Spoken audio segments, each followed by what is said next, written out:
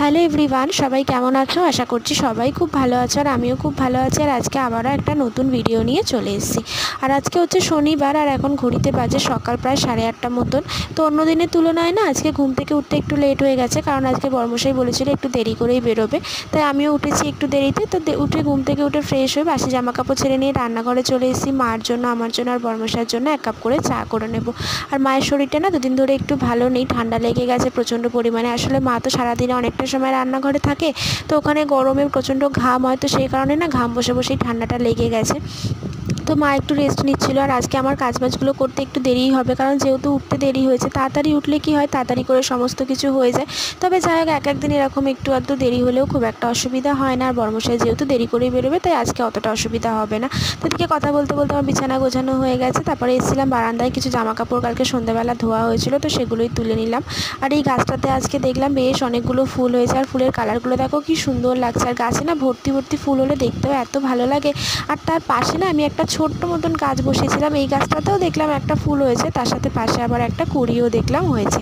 আর আজকে সকাল থেকেই দেখো বাইরে কি পরিমাণে রোদ। তবে হ্যাঁ, জানি না কেন অন্য দিনের তুলনায় আজকে গরমটা আমার একটু কমই লাগছে। মানে অন্য দিন যে পরিমাণ তাপটা থাকে সেটা আজকে একটু কম। যে জামা কাপড়গুলো তুলেছিলাম সেগুলোও এখন ভাঁজ করে নেব। আচ্ছা, তোমরা যারা যারা আমার ভিডিওগুলো দেখো, তোমরা আমার ভিডিওতে প্লিজ সবাই একটা করে কমেন্ট করো। আমার চ্যানেলটাকে সবাই সাবস্ক্রাইব করে আমার পাশে থেকো, যাতে আমি তোমাদের সাথে আরও নতুন নতুন ভিডিও শেয়ার করতে পারি। বা কী ধরনের ভিডিও তোমরা আমার থেকে দেখতে চাইছো, এগুলো আমাকে একটু তোমরা কমেন্ট করে যদি না জানাও, তাহলে তো আমিও বুঝতে পারছি না যে তোমরা কীরকম ধরনের ভিডিও দেখতে চাইছো, বা তোমরা আমার ভিডিও তোমাদের কেমন লাগছে। তো তোমরা সবাই প্লিজ একটুখানি আমাকে জানিও। তো তারপর এখানে যে চা খাওয়া হয়েছিল, চায়ের বাসনগুলো সমস্ত কিছু এখানে ধুয়ে নিচ্ছি, কারণ একবারে অনেকগুলো বাসন হয়ে গেলে তখন অসুবিধা হবে ধুতে। তো বর্মশাই ওদিকে মোটামুটি রেডি হয়ে গেছে, ও বেরিয়ে যাওয়ার পরে আরও যা বাদবাকি কাজ আছে সেগুলো সমস্ত কিছুই করে নেব। দেখো গরম যতটাই একটু কম বলছি ঠিকই, তবে গরম তো একটু আছেই, আর কাজবাজগুলো করতে একটু কষ্টই হয়। আর এখানে টি টেবিলটাও দেখলাম একটু ধুলো ধুলো হয়েছিল, তো এটাও ভালো করে মুছে নিলাম।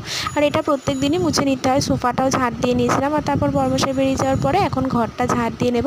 ঝাড় দেওয়ার পরে তারপরে যাব হচ্ছে স্নান করতে, ঘরটা মুছেও নেব। মুছে টুছে তারপরে স্নান করে তারপরে যাব পুজো দিতে।